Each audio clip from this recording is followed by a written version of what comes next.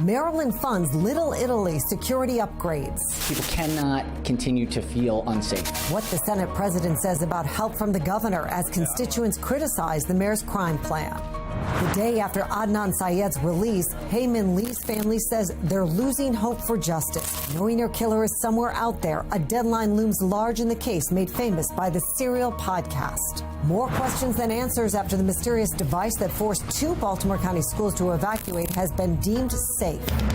Live from WBFF in Baltimore, this is Fox 45 News at 10. Good evening, everybody. I'm Mary Bubala. And I'm Kai Jackson. We're coming to the end of a violent summer in Baltimore. 251 people have lost their lives to violence. Carjackings, robberies, and assaults are all up compared to last year. Overall, violent crime is up 15%. And now state leaders are taking matters into their own hands. Keith Daniels questioned Maryland Senate President Bill Ferguson about the crime. Keith joins us now live with the very latest. Keith? Well, Kai and Mary, Senator Ferguson was in Little Italy last month with Governor Hogan, where they made the announcement about those security upgrades and the funding for Little Italy. Now, tonight, Ferguson was back in that neighborhood where some residents were pleased for his presence, but then a bit critical on the city's response to crime. Marianne Campanella. Tonight's a good night to sit out, ain't it, Anna? Is sitting near her corner home with a friend on South High Street in Little Italy. Me and you sit down. We sit out until 8, 9 o'clock. The 81-year-old city resident of more than 30 years. We're the hanger owners. Talking now about what it means to live in a city coping with the crime crisis. We get a lot of people through this community. They want to come and eat in peace. A lot of people don't want to come now because they're afraid to come into the city to eat. I hear it from all my restaurant owners. But on this night, Maryland Senate President Bill Ferguson, who represents District 46, which includes Little Italy, is in the neighborhood. Campanella with this belief. That he is stepping up. A state leader stepping up, she says, to help city leaders, mainly Mayor Brandon Scott, whose crime plan's effectiveness has been questioned. The mayor's not doing his job, period. I really believe that the mayor is overwhelmed by what he's got in the city. I'm not blaming him totally, but he's overwhelmed with it. He got hit hard. Ferguson was invited to Tuesday's Little Italy's Neighborhood Association's meeting. The top discussion point, the investment funds, roughly $650,000 that Ferguson helped secure from the state to help make Little Italy safer. People cannot continue to feel unsafe. Ferguson calling the neighborhood a key corridor to the entire city. I was glad to work with the governor to be able to make smart, evidence-based investments in cameras and license plate readers in this highly traveled corridor so that we can make the city safer overall. The funds include $130,000 for vehicle license plate readers and $83,000 for police-accessible high-definition cameras. One intersection where the plate readers and cameras will be installed is President and Pratt Streets, where people have gathered to watch illegal stunt driving. That same intersection where motorists have had some confrontations with squeegee kids. Ferguson pressed tonight on residents saying he's stepping up where the mayor seemingly is not. Is this a point of you stepping up because the mayor isn't? No, I would say here's what I think. I think everyone has a role to play, and we've got to have more urgency. We've got to find a way to do whatever it takes to make sure that everyone feels safe. It's not just about Little Italy. It's not just about the 46th district. It is the city of Baltimore and the region. Well, Ferguson told us he has a good working relationship with city leadership regarding the crime fight, and he says the state is here to assist when needed. We're live tonight. Keith Daniels, Fox 45 News. Keith, thank you. We've seen a few examples of Baltimore City Council members taking extra steps to protect their districts. Last month, after violence in Federal Hill, Councilman Eric Costello called on Baltimore police to increase patrols in the area. This happened in Fells Point. The same thing happened, and it was completely out of control for a year and a half. I do not want to see that happen in any neighborhood that I represent. And I'm very intent on ensuring that that does not happen. We will not lose this neighborhood. Councilman Costello has been vocal about the crime crisis in Baltimore, saying the city needs to do more to change its plan to stop the violence. And he was one of 6 Baltimore City Council members who called on the mayor, police department, and city state's attorney to immediately put out plans to curb the violence back in May. The mayor has stood by his crime plan and continues to do so. Updating breaking news from Baltimore County. Police say 2 people are in custody after a suspicious device is found and eventually deemed safe near Pine Grove Middle and Elementary Schools. The investigation stretches from that location to Woodlawn. Now, the police chief of Mount Airy in Frederick County says telling Fox 45 News the investigation actually started there after a theft attempt, and said the suspects wanted to make explosives. The feds were alerted and tracked the suspects to Baltimore County, but it's not clear what connection, if any, the 2 in the custody had to Pine Grove schools. All Baltimore County schools will have extra security tomorrow. Police say there is no threat. And now to our coverage of the release of Adnan Syed. A judge vacated his sentence and released him from prison yesterday. Syed was convicted of killing his ex-girlfriend in 2000. The hit podcast Serial made the case famous. Now, the Baltimore City State's Attorney's Office filed the motion to vacate last week after 2 alternate suspects, which the defense says were not shared with them at the time, were brought to light. That's what's known as a Brady violation. Brady violation is when a prosecutor either intentionally or unintentionally withholds information from the defense. It comes up after a trial is concluded. You later learn, for example, in this case, there was another suspect that was not turned over to the defense team. Now, Maryland Attorney General Brian Frosch's office is denying the allegations related to the Brady violation. A new episode of this Serial podcast is out right now, 8 years after it first premiered. Prosecutors now have 30 days to decide whether to seek a new trial. Marilyn Mosby's office has not yet said what their next move will be. Fox 45 News asked her office again today, and a spokesperson says they still have yet to decide. Former city prosecutor Kurt Nachman says they should have known before vacating the case. It's very unusual to vacate someone's sentence and not have a really good understanding of what your plan is to do with the case moving forward. In other words, the state really should have had an idea of what they wanted to do. Well, Fox 45's Mackenzie Frost reached out to Adnan Syed's family today. She has their response and the doubts about Marilyn Mosby's motives in this case. I spoke with Adnan Syed's mother and brother. Both say at the advice of their attorneys, they're not speaking publicly about this case, given the fact that it's in legal limbo. But Syed's brother says that the news really hasn't sunk in yet. But for the family of Heyman Lee, their attorney says they remain shocked and said they feel betrayed from what happened in court. Right there. In a sea of people, a wave of emotion. Adnan Syed walking out of the courthouse in downtown Baltimore after more than 20 years in a jail cell. Marilyn Mosby interrupted by the eruption of applause. They let him walk down the steps of the courthouse to a cheering crowd like he's some type of celebrity.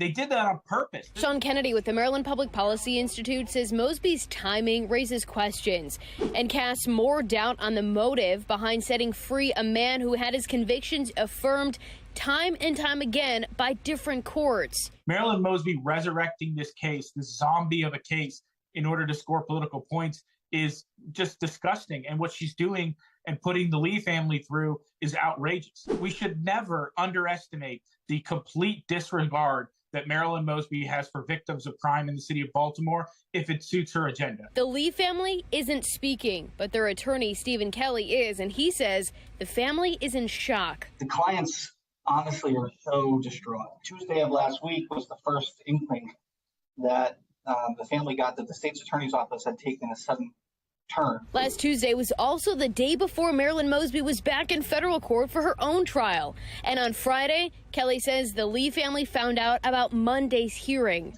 We worked as fast as we could and put together a motion asking the court to just delay this hearing by 7 days in order to give the victim an opportunity to come to Maryland, to be present in the courtroom. But that motion was denied, and Hae-Min Lee's brother, Young Lee, was asked to join the hearing by phone. Do you think that Judge Finn violated the Maryland's Victims' Rights Act by doing what she did yesterday? Yes, he had that right, and that right was taken away from him. After Syed walking out of the courthouse Monday, the Lee family is left wondering who killed Hae. And they are, quite frankly, very hopeless about whether anybody's ever going to be brought to justice. The family is open-minded, and if there's real evidence that he didn't do this and if someone else did, they want to hear that. They didn't hear that. They weren't told about anything. They weren't told anything remotely resembling that. And wondering why the hearing was held so fast, given the investigation from the state is not yet complete. Stephen Kelly says Hae-Min Lee's brother, Young Lee, would have been in Baltimore inside the courtroom had he been given enough notice and time to get to Maryland. In Baltimore, Mackenzie Frost, Fox 45 News. We want to know what you think. Do you agree with the decision to vacate Adnan Syed's murder conviction? So far, 81% of those who voted say no. Go to foxbaltimore.com/vote to weigh in. You know, it's about to feel a lot more like fall, and it's appropriate because we're about to approach fall this week. Chief Meteorologist Jonathan Myers is tracking the temperatures. Yeah, and temperatures in the mid-80s today. They may have you lulled a bit, but take a look. The next weather maker's coming, and it's going to be the coldest air that we have seen since May 11th. Earlier on this year, looks like we're going for 49 degrees potentially by Friday morning. Coming up in just minutes, I'm going to let you know if this is going to bring some rain, this next weather maker, and if we're going to be warming up any as we head towards the weekend. In the tropics, they're very active. We're tracking all of those possibilities in a couple of minutes. Next on Fox 45 News at 10, the Baltimore County executive pledging a full investigation into this video. It is a violent arrest that's gone viral. Tonight, police share what happened in the moments leading up to it and the weapon allegedly found. Plus, guns recovered in local schools after a record-setting year. The trend continues. What a safety expert says needs to change and fast. And after migrants arrived at Martha's Vineyard, rumors spread about a flight bound for Delaware beaches, where the president has a vacation home. What really happened ahead?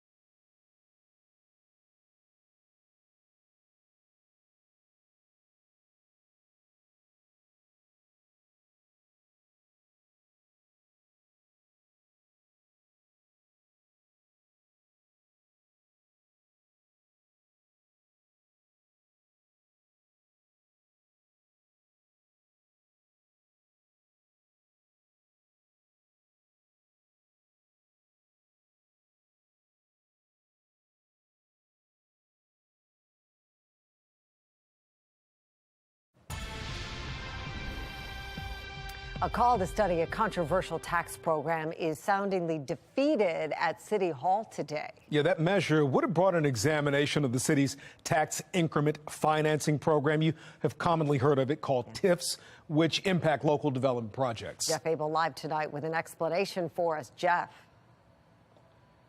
The city has long doled out these incentives to developers in some of the city's most wealthy communities. So when a proposal to study the program hit City Hall today, it quickly went down in defeat.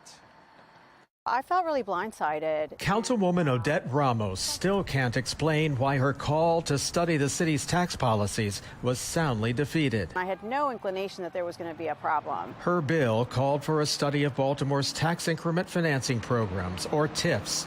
The incentives have long helped jumpstart some of the city's major developments, from hotels in Harbor East to luxury apartment buildings downtown.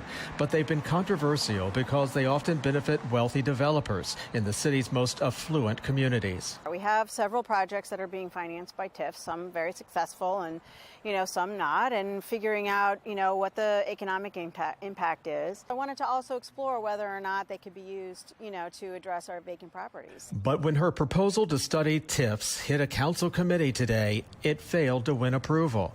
City Councilman Itzy Schleifer, who voted against the measure, says a similar study is already underway. Writing in a statement, the Housing and Finance departments are already reviewing the feasibility of utilizing a TIF for cluster and non-contiguous vacant properties. Councilman Eric Costello, who also voted against the measure, says it would have produced another unnecessary report, which would be a significant burden on finance and other city agencies. But for Councilwoman Odette Ramos, her pursuit for information is not over yet. There's nothing wrong with an examination of, how we're doing with our tax policy. We're going to find the information one way or another. Well, those opposing the measure today say the information is already readily available and doesn't take legislative action to obtain it. We're live tonight. Jeff Abel, Fox 45 News. All right, Jeff, thank you. Well, a dead rat found during an inspection at the Druid Sexual Health Clinic over a year ago appeared to still be there during a recent inspection. These two photos were taken about 18 months apart in a storeroom at that health clinic. The Office of the Inspector General originally investigated the clinic back in 2020 after complaints over working conditions. Well, another inspection happened this year after complaints that nothing had changed. Inspector General Isabel Cummings says her office now plans to conduct more follow-up investigations. As a result of this report, we are now going to be doing additional follow-ups on many of our reports because what we were told originally is not what happened, and we were told that these matters were actually fixed. In fact, we gave a roadmap of how to fix it. In response to the most recent report, the Baltimore City Health Department says it was not originally the contracted janitor's responsibility to clear the facility of rats, and they're waiting for a new contract to begin to resolve the rat issues. New tonight, Baltimore County Executive Johnny Olszewski is promising a thorough investigation into video of a violent arrest in a Woodlawn Strip mall parking lot. Now, the Instagram post, which was out on Murder, Inc., shows an officer landing a few blows to the head of a person and kneeling on that person to handcuff them Monday along Security Boulevard. County police say it stemmed from what they describe as a physical disturbance involving an armed person. Once there, they say a 17-year-old assaulted an officer and was arrested. Then a 19-year-old was arrested for illegal possession of a handgun.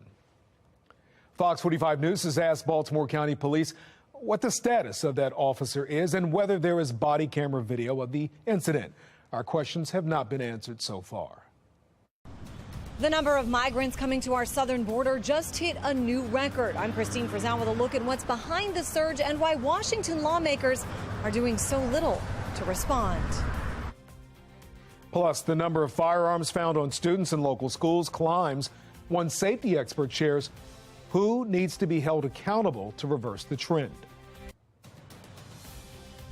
And the next weather maker is moving our way, and it is going to come with much cooler air and also the next risk of rain on the future scan. Timing it out, I think by the time we hit early Thursday morning's commute, you're going to see some showers scattered around and maybe even a rumble of thunder to begin the day there, especially through the midday hours. In the next 3 days, warm Turning to some of the coolest air we have seen since last spring. I've got a full update on the tropics. We're timing everything out. My full Weather Authority forecast.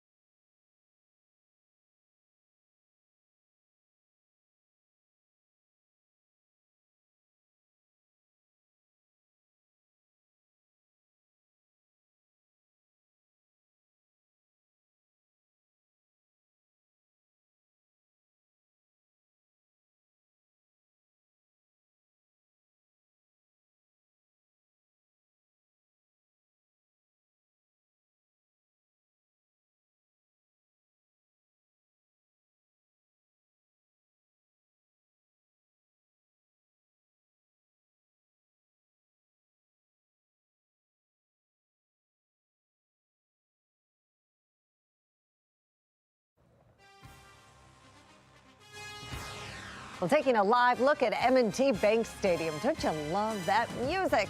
The Ravens are shaking off Sunday's loss and looking ahead to their next game at Gillette Stadium.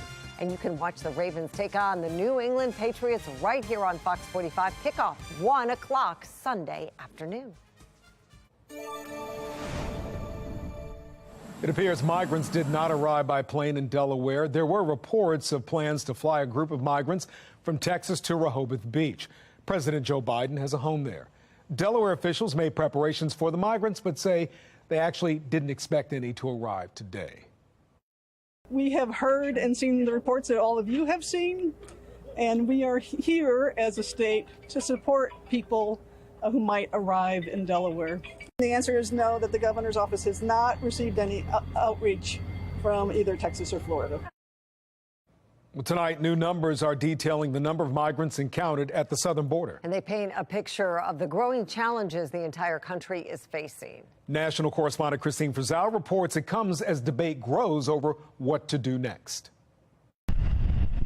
For the first time ever, the number of migrants apprehended at the southern border in a single year has surpassed 2 million. After the latest numbers for August show more than 203,000 encounters, which for some cities has meant thousands of people every day. 2 days ago, we had almost 2,000. We had a little bit over 1,900. While the number of migrants from Mexico and northern Central America has decreased for the third month in a row, U.S. Customs and Border Protection blames, quote, failing communist regimes in Venezuela, Nicaragua, and Cuba for the new wave of migration. Venezuelan migrants among those sent from Texas to the resort town of Martha's Vineyard, with Florida Governor Ron DeSantis footing the bill.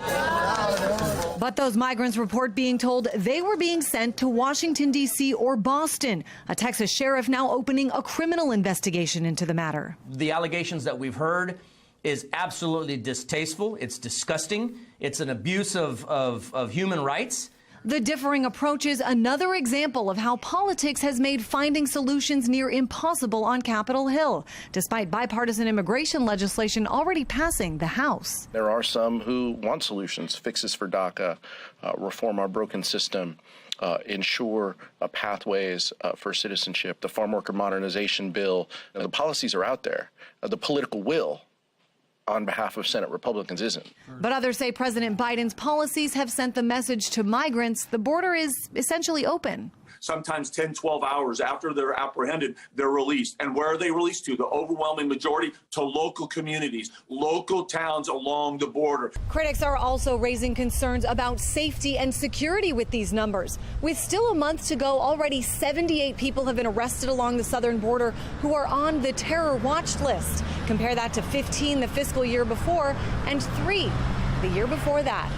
In Washington, I'm Christine Frizzau. Well, the special master who will review documents seized from Mar-a-Lago says he plans to do so quickly. Brooklyn-based Judge Raymond Dearie met with Trump's lawyers and officials from the Justice Department to discuss the next steps in the review process. Trump's lawyers raised concerns Dearie's deadlines are too ambitious, but apparently they no longer believe the DOJ's criminal players refused to tell Dearie if they seized records and they were declassified, as Trump claims, arguing the information could be used if his defense is indicted. Now, Dearie says they can't make a case if the documents were declassified. He'll assume they remain classified, then move on. Maryland is the only state in the nation that prevents mail-in ballots from being counted on Election Day. The fight to change that escalates as early voting now just weeks away.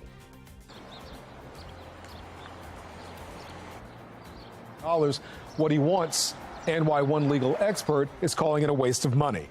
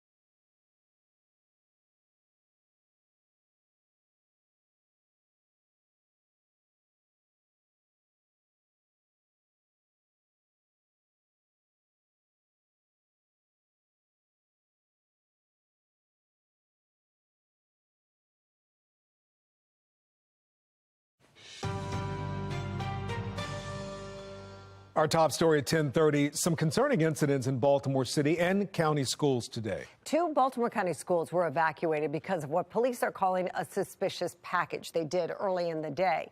We'll have more on the arrest just announced in a few minutes. And we begin with the concerning new trend. More guns are being taken from students inside schools in the city and county. Alexa Ashwell has reaction from leaders, including what some believe needs to change to address this statewide issue. We're just weeks into the new school year, and already guns have been seized from inside Baltimore County schools as well as schools here in Baltimore City. Here in the city, the latest gun to be seized from Connections Community School. Experts believe this points to an increase in violence, easy access to guns, and lack in accountability. At Randallstown High School in Baltimore County, officials confirm a loaded gun was found in a student's backpack. It was the second weapon to be seized within the district just weeks into the school year.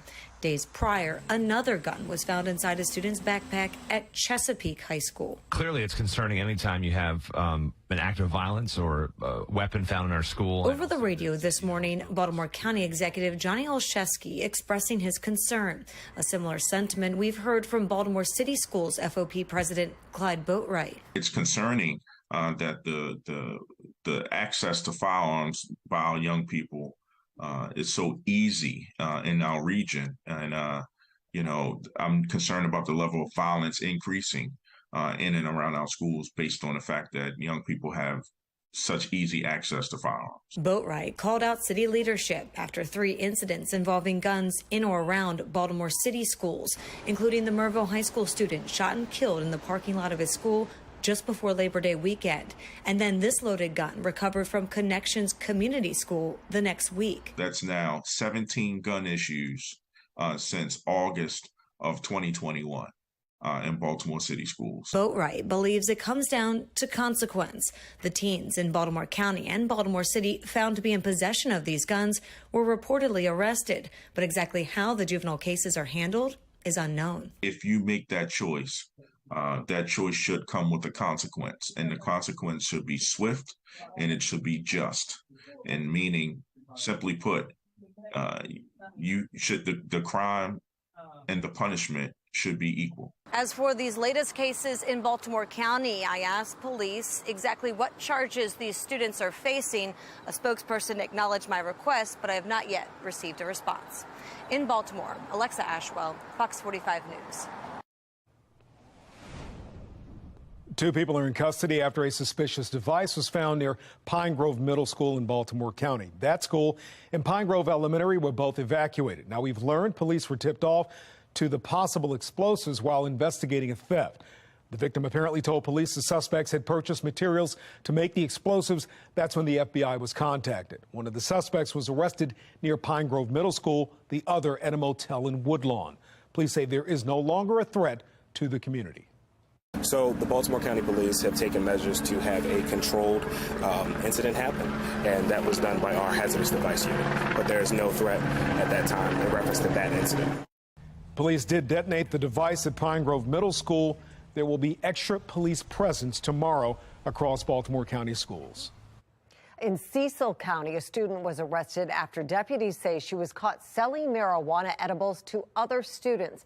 Deputies say they were called about the problem this morning. They say school administrators searched the 18-year-old student's book bag and found 3 edibles along with $130 in cash. The student is facing several charges tonight.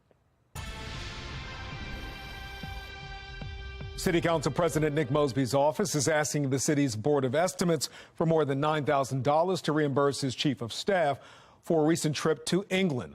Lawrence Anderson attended the Chief of Staff Executive Certification Program at Oxford University earlier this month. The board will decide whether to approve the money at its meeting tomorrow. This isn't the first time that we've seen a request for thousands of dollars for travel from the City Council President's office. Earlier this summer, the Board of Estimates approved Mosby's travel to the Maryland Association of Counties Conference in Ocean City. That trip cost taxpayers about $3,000. Taxpayer watchdog David Williams says Mosby's office shouldn't be asking for the money. There are plenty of leadership conferences online and here in the United States. You don't have to spend that amount of money to become a leader. No one on the Board of Estimates is really asking tough questions. And that comes into question the whole concept of the Board of Estimates. They're supposed to be a fiscal watchdog. They are a fiscal lapdog at this point. Fox 45 News will follow this story and bring you the outcome from tomorrow's Board of Estimates meeting on air and online. The midterm elections are a few weeks away. Today is National Voter Registration Day. The day is an effort to urge people to register to vote, of course, and hundreds of thousands of people take part each year. You can register to vote, find your voter information, request a mail-in ballot, and more on Maryland's election website. And you can find a link to that page on our website, foxbaltimore.com/newslinks. The Maryland Board of Elections wants to speed up how fast ballots are counted. Right now, mail-in ballots can't be counted until 2 days after an election. That's right. Brad Bell with our Sinclair sister station in Washington, D.C. has a look at the push and why some are criticizing it. Yeah, they're asking for a change because they say under the current rules, with all of the mail-in ballots that they're expecting, and there could be a lot of them. Already 500,000 have been requested. For the primary, there were 500,000 total, so this number could be more than 1 million. They say if that many come in, they might not have the final results in some races until December or even January, so they have come to court to ask for a change. In the July 19th primary, voters requested roughly 500,000 mail-in ballots. Then 2 days after Election Day, as required by Maryland law, we watched as the process of counting those ballots began and carried on for days and days. The results of the Montgomery County executive race not known for weeks. Now, heading into the general election, with many, many more mail-in ballots expected, the State Board of Elections is asking a judge to allow mail-in ballot counting before Election Day, something that would have been allowed under a bill vetoed by Governor Larry Hogan in May for being too broad. Hogan now supports the early counting request. But Dan Cox, the Republican nominee for governor, is fighting it. His lawyers arguing in court today that only the legislature can make rules concerning the election. It is our position that the Constitution allows the legislature to make these rules, and particularly midstream in the middle of an election, it just undermines the confidence of the voters whom we have faith in Maryland.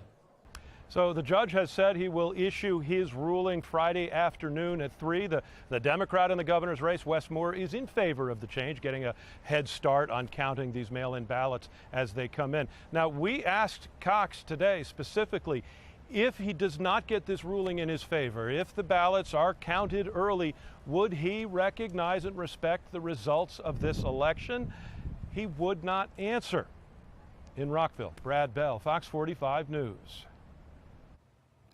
According to some information, Democrats are losing ground in Georgia. That according to a new poll by the Atlanta Journal-Constitution.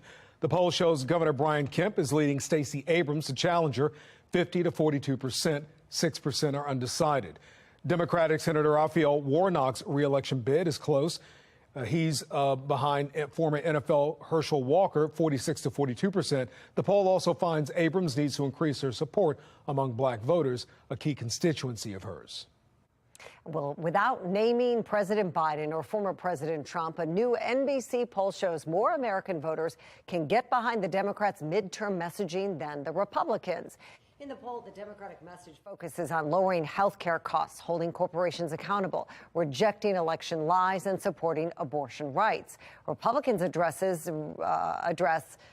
record gas and grocery prices, surging crime, illegal immigration, and lower student test scores. 75% say the Democrats' message resonates with them very well, while 68% said the same about Republicans' messaging.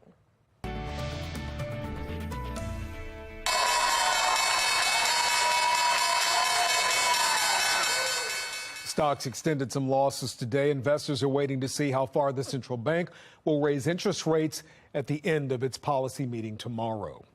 Most analysts anticipate a raise of about 75 basis points, the third such hike in a year, but there's speculation the increase could be a 100 basis point surprise, an entire percentage point. Whatever that decision, Fed Chair Jerome Powell is already on record saying there will be pain. While higher interest rates, slower growth, and softer labor market conditions will bring down inflation, they will also bring some pain to households and businesses. These are the unfortunate costs of reducing inflation. But a failure to restore price stability would mean far greater pain. A recent federal report showed inflation barely moved from earlier in the year despite previous rate hikes. Investors now worry about a recession and how it will be triggered. The Fed still believes the worst could be avoided. Well, home construction cancellation rates are skyrocketing, up 7% this August to last year. Buyers are canceling their new builds because a mortgage rate is typically not set until the home is completed. And as interest rates rise, a house that was once just within budget might not be anymore. What's going to do is it's going to create a backlog. And now these builders, we have mortgages, the builders have mortgages, they have construction loans. It's going to create a cycle of maybe a downturn going into next year. So we're very concerned about housing supply. There's a severe housing shortage in this country. We are, some say, 2 million units behind, and every year we're falling behind almost 500,000 housing units. It's a big concern. Well, looking ahead through the end of the year, less home construction is expected. This is the 5th straight month of decline, the longest streak since January of 2009, the end of the market crash. Once the White House releases applications for student loan forgiveness, it will be hit with multiple lawsuits. That means President Biden's plan to cancel up to $20,000 of debt for each person who's in debt, nearly 40 million people, will likely be frozen within days. State attorneys general, conservative groups, and GOP lawmakers plan to sue. They argue the plan is unconstitutional and that the president doesn't have the authority to do it, that Congress must do such action. A legal battle weeks before the midterm elections could push Democrats to the polls to protect the plan or even backfire if a judge blocks it. Well, people in Puerto Rico getting some help from Maryland. How a special team from Montgomery County is helping the island recover from Hurricane Fiona. Politics and the public classroom. I'm Scott Thuman in Washington with a look at the fight between lawmakers over what should be taught. And the bus stop forecast looking like another warm beauty for tomorrow. Temperatures in the 60s to start, warm 80s to finish. Short sleeves out, but you won't keep them out for long. Next big cold front going to bring us some majorly colder temperatures with that weather maker. I'm going to be breaking that down in the full 7-day forecast and give you a little snippet of information you won't be finding on your phone apps, on your weather apps. It's all coming up at My Weather Authority forecast.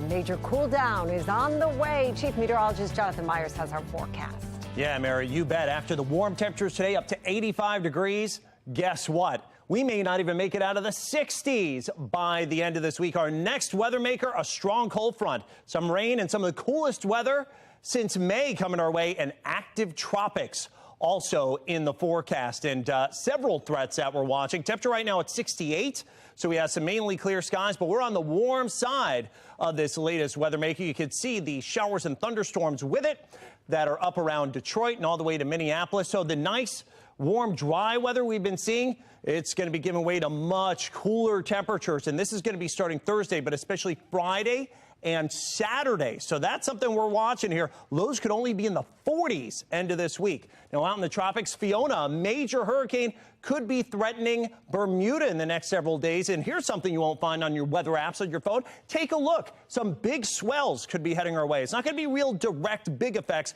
but some swells heading towards the beaches. If you have a late season or after season beach trip down to Ocean City planned for Thursday, Friday this week. Then there's Gaston.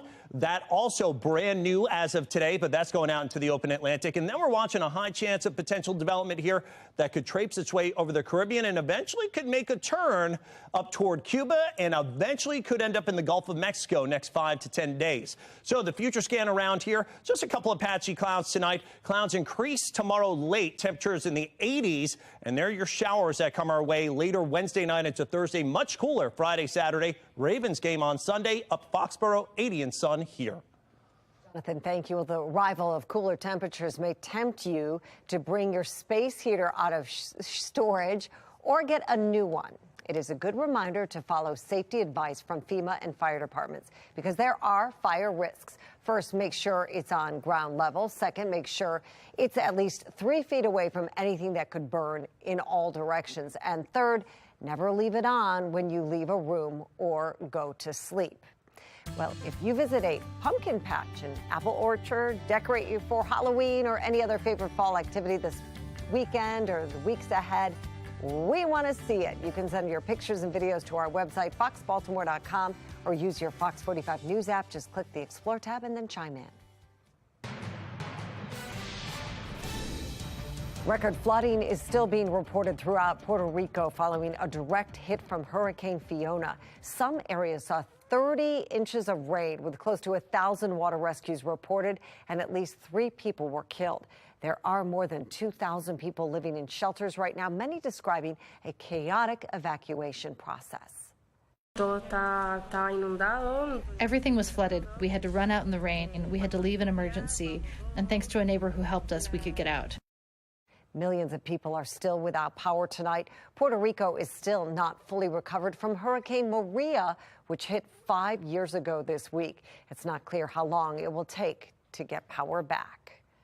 Well, first responders from across the nation are headed to Puerto Rico to help with recovery from Hurricane Fiona.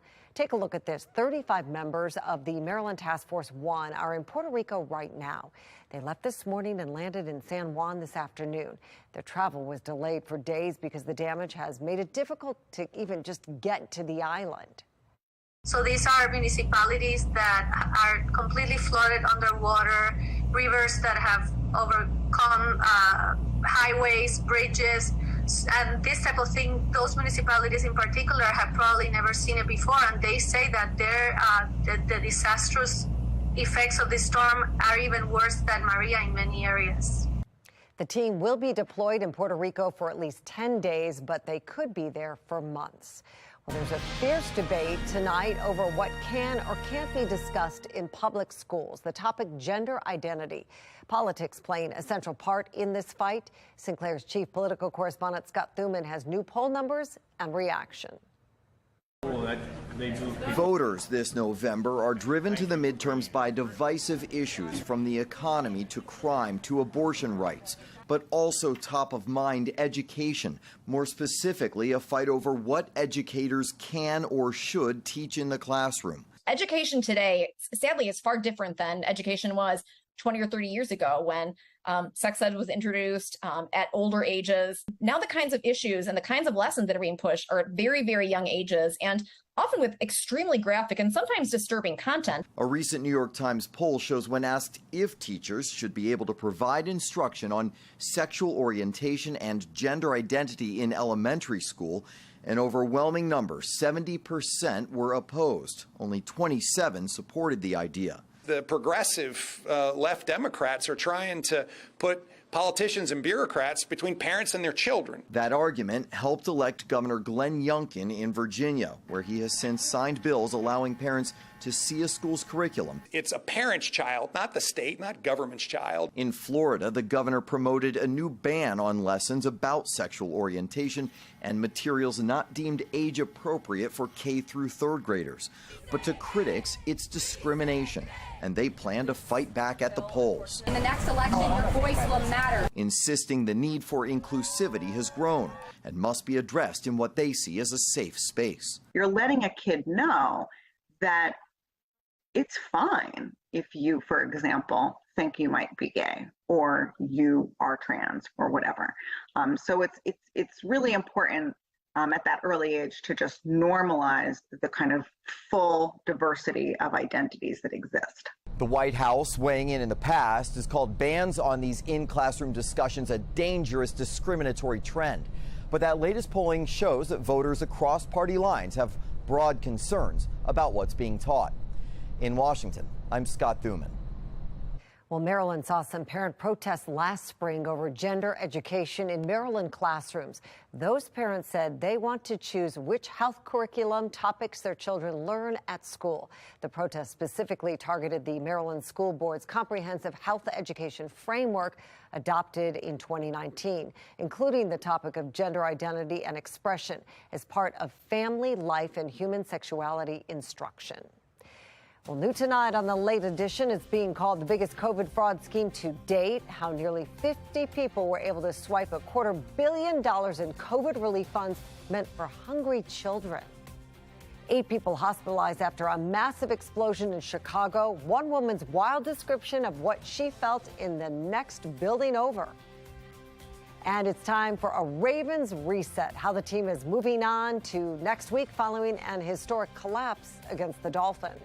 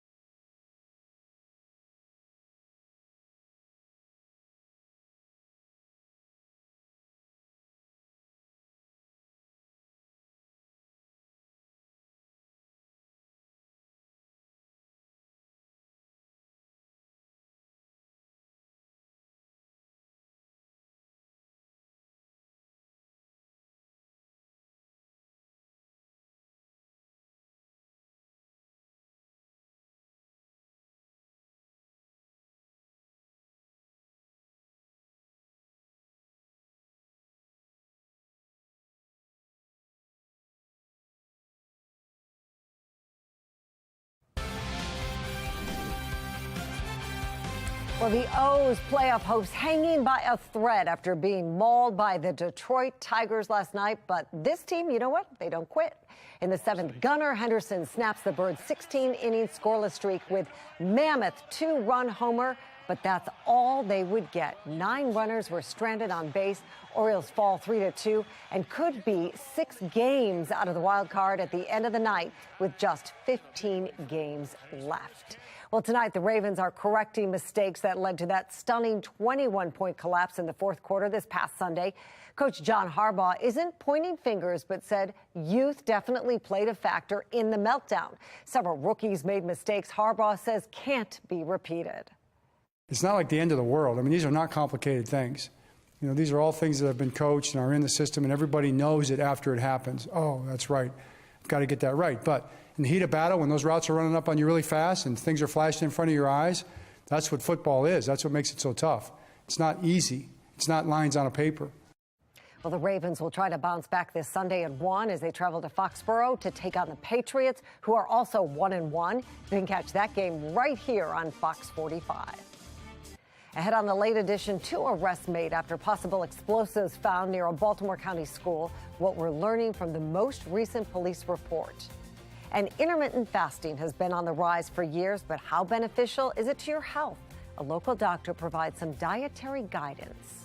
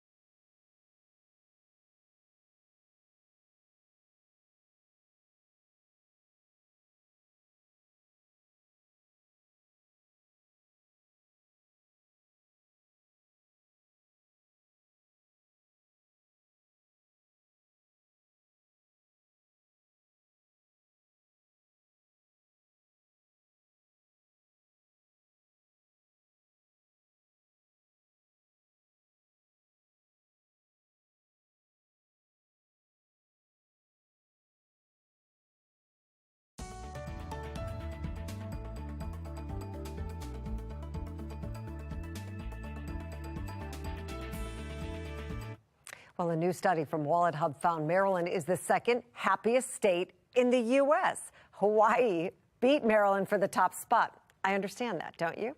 Wallet Hub measured states in several areas, including emotional and physical well-being, work environment, and community environment. Maryland topped Minnesota for the #2 spot. The least happy state, according to Wallet Hub, is, there you go, West Virginia. Least happy. Suspects are arrested after a suspicious device is found in Baltimore County. The call to feds had tracked down two people on opposite ends of Baltimore County. Adnan Syed released from prison, but the victim's family continues to push for justice, while the family feels blindsided by the legal ruling making national headlines. As summer comes to a close, Baltimore's residents continue to criticize the mayor's crime plan, how state leaders are trying to stop the violence. Live from WBFF in Baltimore, this is Fox 45 News Late Edition. Thank you for joining us. I'm Kai Jackson. Our top story tonight, police say two people are in custody after a suspicious device is found near Pine Grove Middle and Elementary Schools in Baltimore County. Now, that device has been deemed safe, but the investigation involves Woodlawn, even Mount Airy. In fact, the police chief of Mount Airy tells Fox 45 News the investigation started there after a theft victim claimed suspects wanted to make explosives. Well, the feds were alerted and tracked the suspects to the Pine Grove Schools area and an address corresponding with a motel in Woodlawn. Baltimore County Schools will have extra security tomorrow, but police say there is no threat. So what we always do is we deem everything a threat until we are able to deem it not a threat. So that's why I use that terminology. Well, we will continue to follow this story and update you on air and online as we learn more information about the suspects and the timeline of this story. Summer officially ends Thursday, and it's been violent in Baltimore. A man is dead after shooting in Cherry Hill, that's South Baltimore, just after 9 this morning. His death means 251 homicide investigations have opened in Baltimore City this year. Now, amid the surge in violence, some state leaders are taking matters into their own hands. Keith Daniels questioned Senate President Bill Ferguson about the rise in crime and his apparent change in strategy. Well, Senator Ferguson was in Little Italy last month with Governor Larry Hogan, where they made the announcement about the security upgrades and the funding for Little Italy. And tonight, Ferguson was back in that neighborhood where some residents were pleased to see him, but a bit critical on the city's response to crime.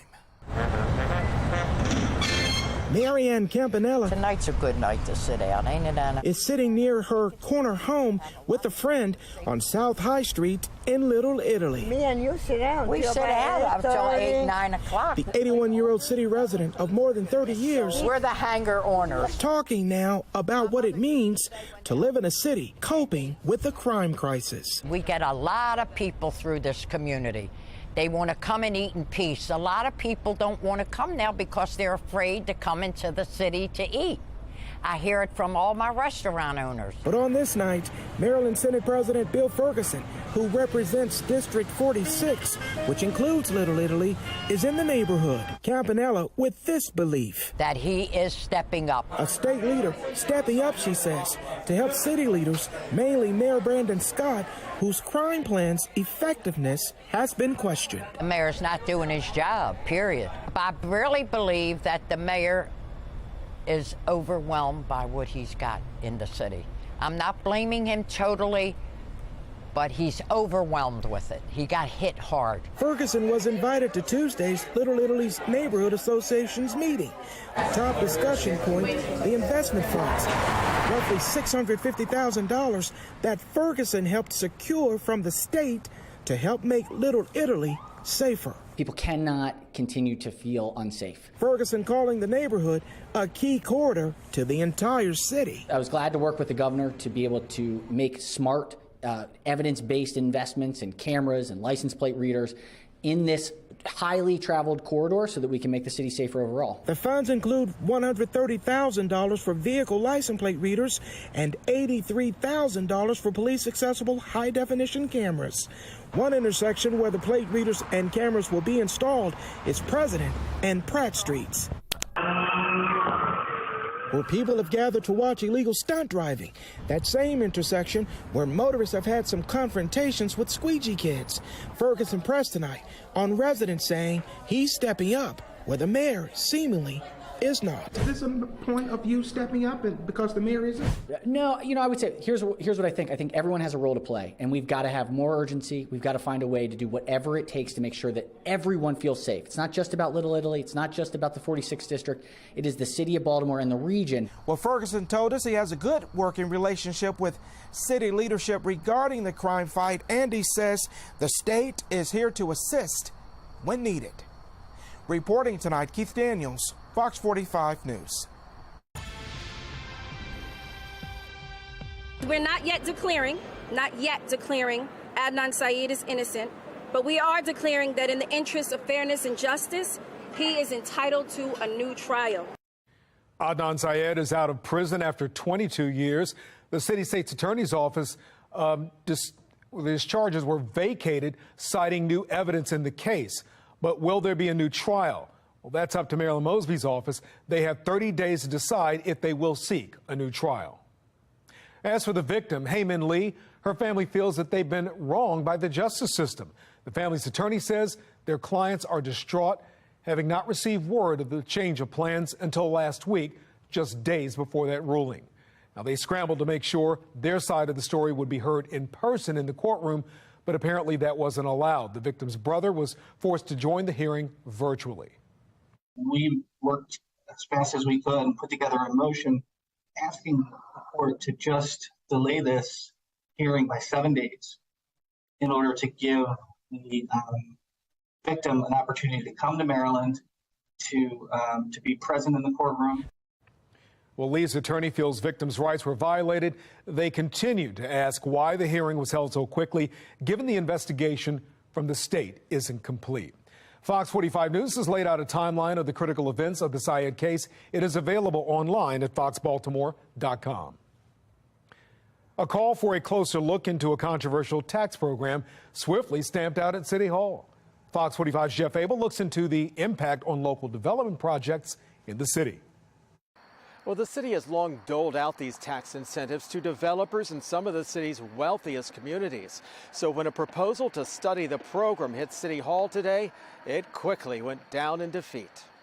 I felt really blindsided. Councilwoman Odette Ramos still can't explain why her call to study the city's tax policies was soundly defeated. I had no inclination that there was going to be a problem. Her bill called for a study of Baltimore's tax increment financing programs, or TIFs.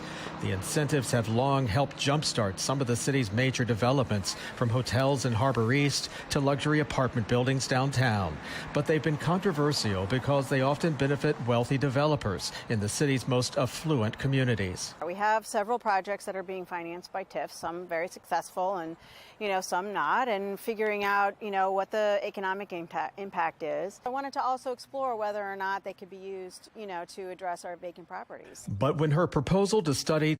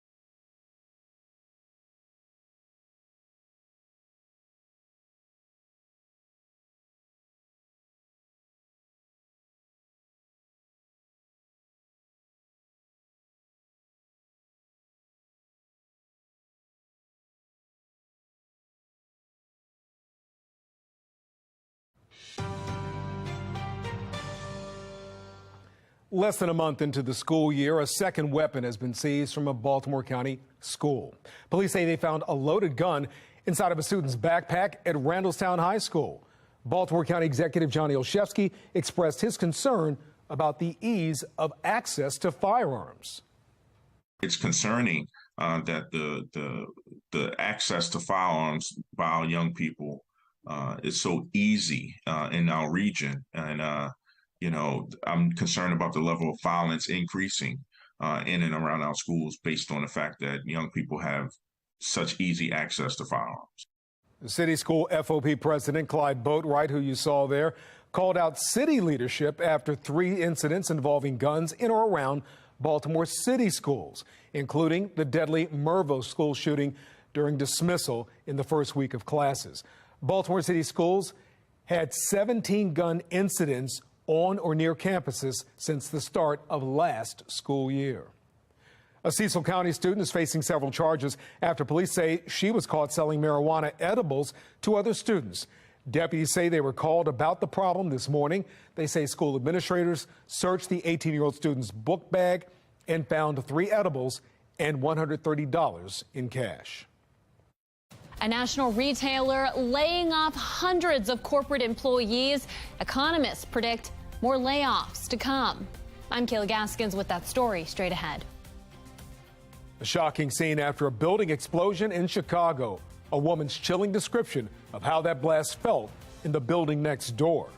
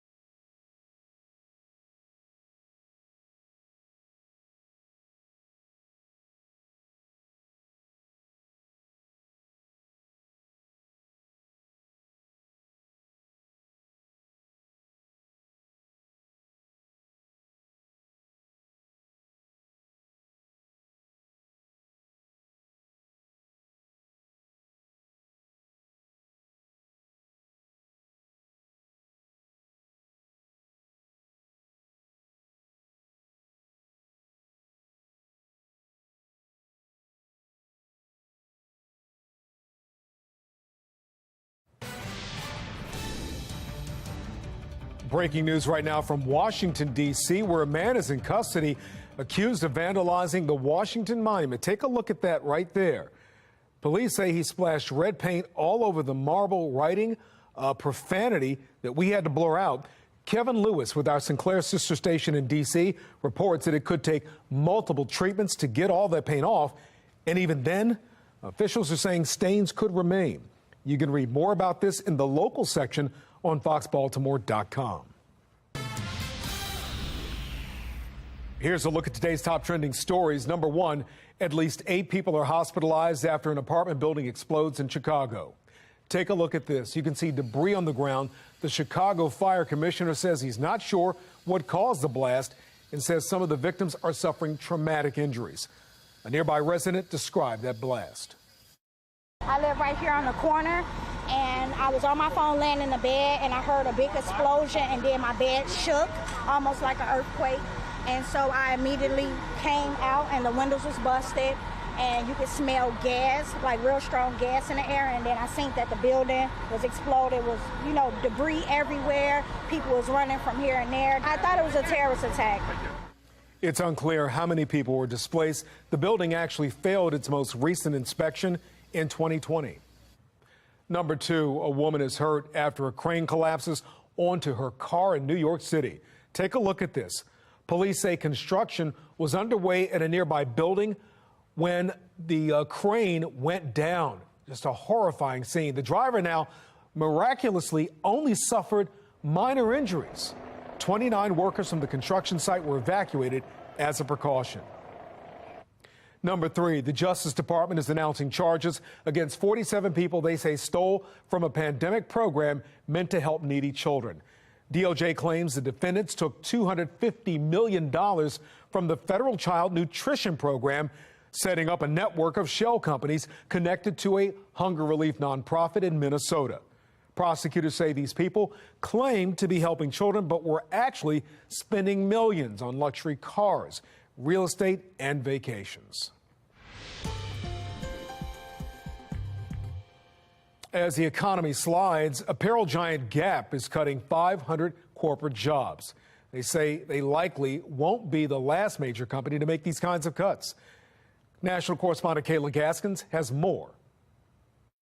There's a couple of things going on here. Some companies cutting back after beefing up staffing to meet pandemic-era need. Others appear to be getting their house in order in preparation for a possible looming recession. Slumping retail sales causing Gap to slash its corporate workforce. The retailer, who also owns Banana Republic and Athleta, lost $49 million from May to July of this year after a very profitable 2021. Abercrombie & Fitch cutting back jobs as well.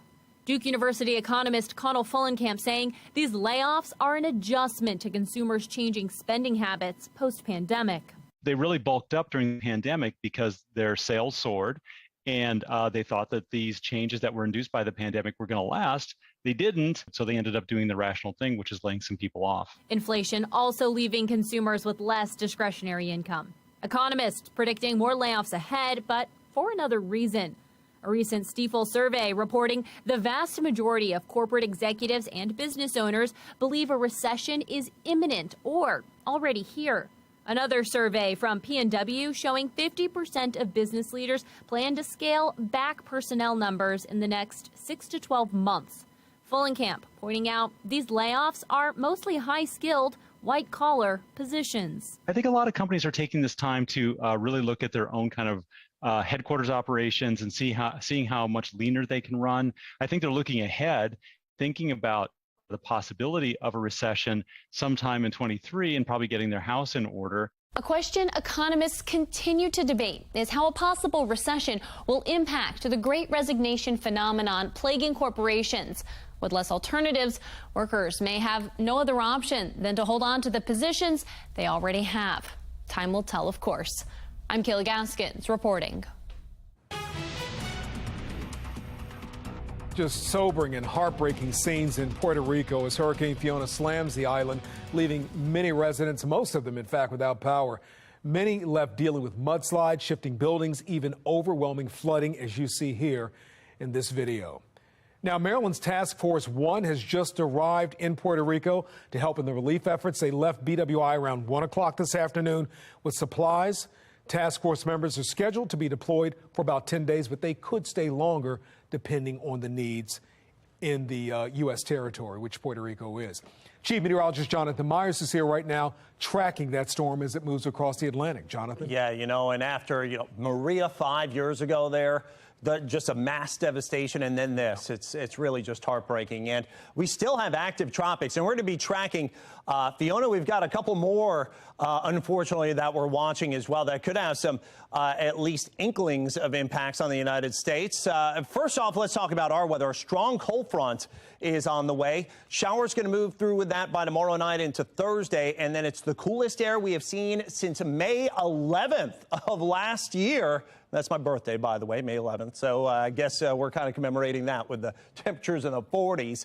And then active tropics. Yes, as I mentioned, we've got several potentials that are out there right now and a couple of storms, too. 64 degrees, clear skies on the Mile 1 Towson Cam. Winds out of the west at 3 miles an hour. Humidity 81%. Our dew point now in the 50s. So things are dry. And they're relatively cool. You take a look off to the north and west. There is our next weather maker. We see some rain and thunderstorms around Detroit with it, even some severe weather not too far from Minneapolis, where highs today made it up into the 90s. Some of the showers, maybe a rumble, going to be heading our way again, potentially tomorrow night into Thursday. So the nice weather for today, that was actually kind of instigated or brought about, if you will, by this cold front moving off the coast. That's actually going to help to keep Fiona away from us, so that's good news. But that front's very weak, and in fact, temperatures still today up to 85 degrees, and tomorrow another day in the 80s. But then that next weather maker, it's a cold front going to move at us, and significantly, you're going to really feel the difference. Cooler numbers coming as we head especially into Friday, Saturday. Now, out in the tropics, Fiona, Category 4 hurricane as it moves its way up into places like Bermuda, and then eventually maybe as a Category 2 still as it makes a final landfall in portions of the Canadian Maritimes later on in the week or potentially this weekend. But around here, yes, there is a potential of some very fringe impacts. Not going to be rain or really even wind, but there could be some bigger swells. You can see those seas really picking up, kind of emanating away from Fiona as it moves hundreds of miles off our coastline. So if you do have any trips planned potentially to the beach later here in the season, I know it's been warm or now after the season or maybe doing some boating, you may have some swells to deal with in the Atlantic off the Delmarva. In any case, there's also Gaston. Gaston is going to be just kind of a fish storm here. And then there's a high chance of development that's popped up north and east of the coast of South America. Take a look at where the tracks with this go. Computer models say it goes over the bathtub type warm waters of the Caribbean and then makes that turn toward Cuba and eventually maybe the Gulf of Mexico. And it could be a significant system once it does make it to the Gulf. So that's something to watch in a week or two.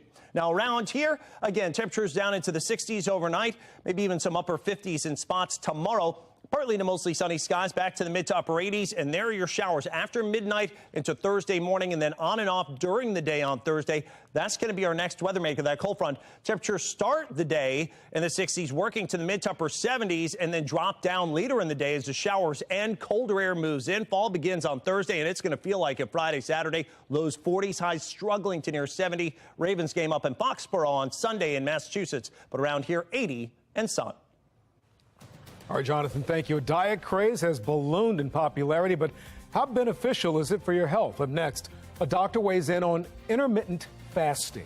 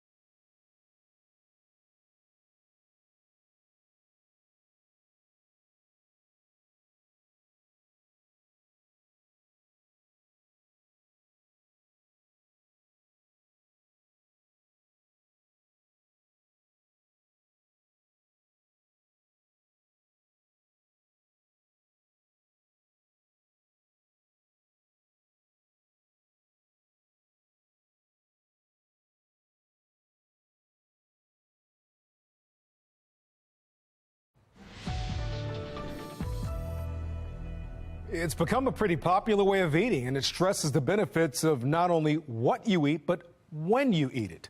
Intermittent fasting has been one of the hottest new health trends, but does it actually work? Megan Gillen has a doctor's perspective.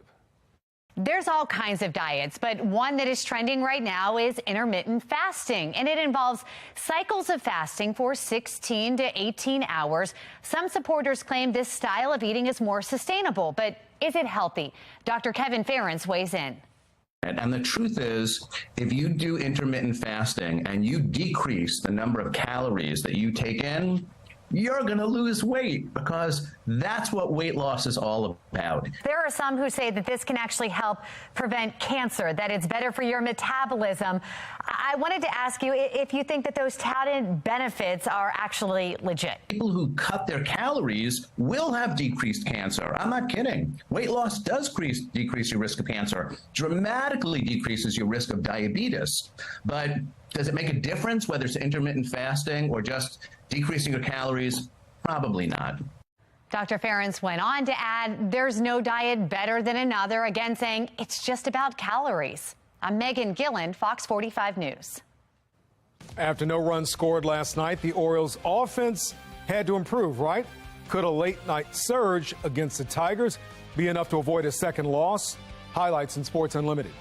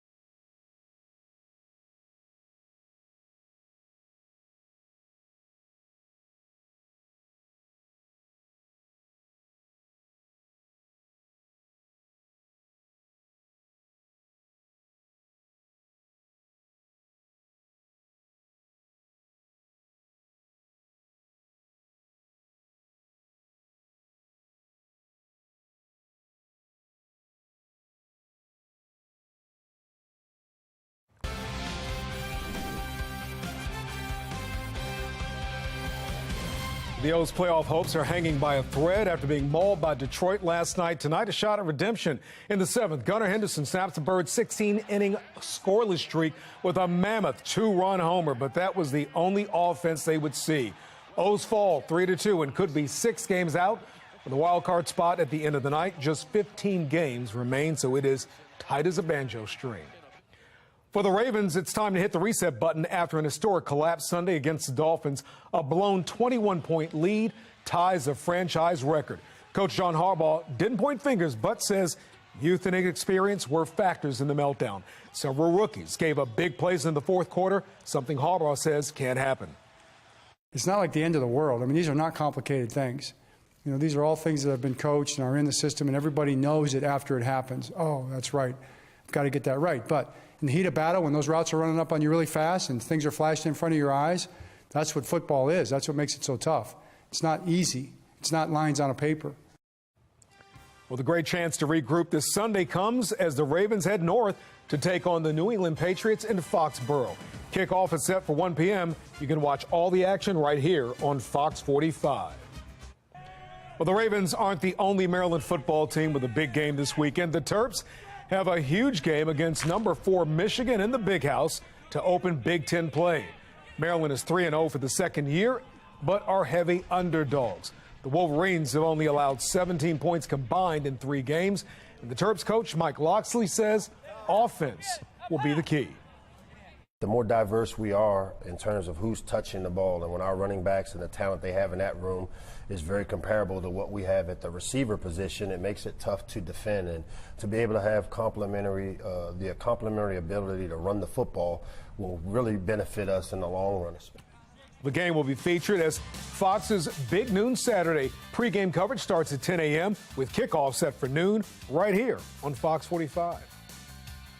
That's all for us on the late edition. Thank you for watching. I'm Kai Jackson, and have a great night. We'll see you tomorrow.